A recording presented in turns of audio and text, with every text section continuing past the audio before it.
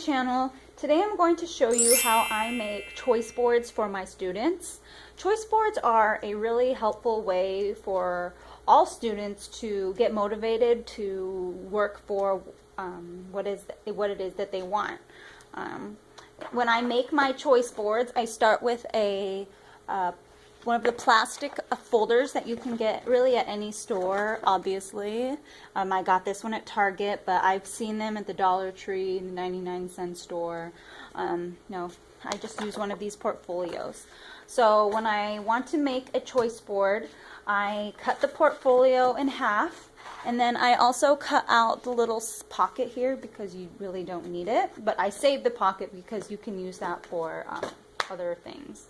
So once I get my half of a portfolio ready, I make sure I have Velcro and I have scissors.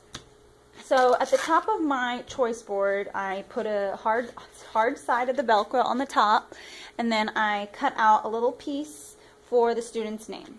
So this is where that goes.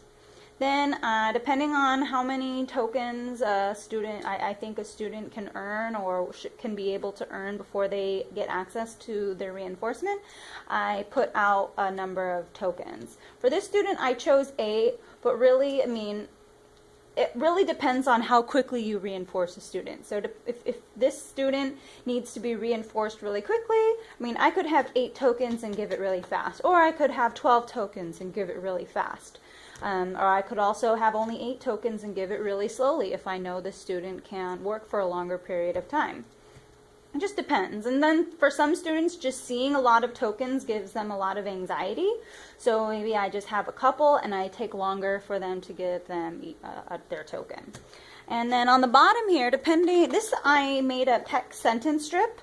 So some of my students are not verbal, or they are verbal and they need the structure to create their sentences.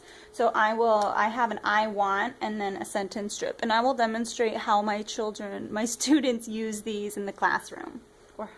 Okay, so I have my sentence strip at the bottom. Again, I'll take it off so you can see. I have the hard side of the Velcro on here, and I have the soft side on whatever I'm placing onto my choice board. Same with anything that I put down. I always put the hard down first, and the soft side is on whatever I'm putting it on. That's the front side of my choice board. On the back is where I put any reinforcers or items that the student might need. So for this student, this is just an example, so these might not work for this student, but I have a pretzel, I have a ball, and I have a tablet. These are items that a student might choose to work for. And what I do is I have the student make their choice before they start working, okay? So that is what this one will do. And yeah, so other things that I might put on the back are necessities. Maybe the student needs a bathroom icon. Maybe a student needs a drinking fountain icon. This can be more, and that's why I have more icon spaces for the back side. So that pretty much explains how I do it. Oh, I'll show you what I use for tokens. I use the same materials when it comes to making my tokens, and a really great system that I started doing this last year was getting token strip boards for myself and my assistants to use. So there are a ton of tokens on here. I just cut out little squares, and the back side, of course, is soft, and I have enough that each of my assistants have a board, and they carry this around wherever they go. And yeah, so these are my little token squares, and you just put them on whenever a student earns a token.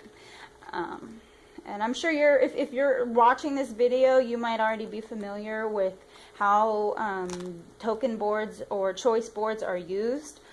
With my class, I really emphasize that the students are praised or reinforced very specifically with what they're doing well. So for example, I might tell a student, I love how you're sitting, your feet are on the floor, awesome job. So I'm saying awesome job or you're doing a great job, but I'm pairing it with the action that they're doing that I like and I want to see more of. So another example could be, I love how concentrated you are while working. Wonderful job. So I put another token on. And then of course, when they earn all of their tokens, they get what it is that they want. Okay, so let's say a student chose a pretzel.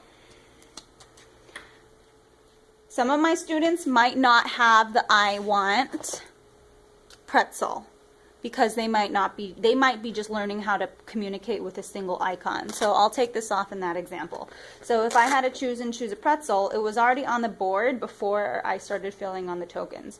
So when they earn all their tokens, I ask them, what do you want? And they give me the token.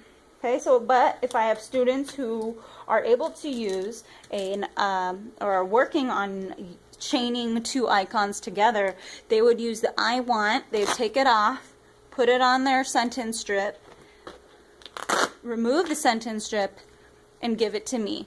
And then they might point or they might use their words if they are able to do that.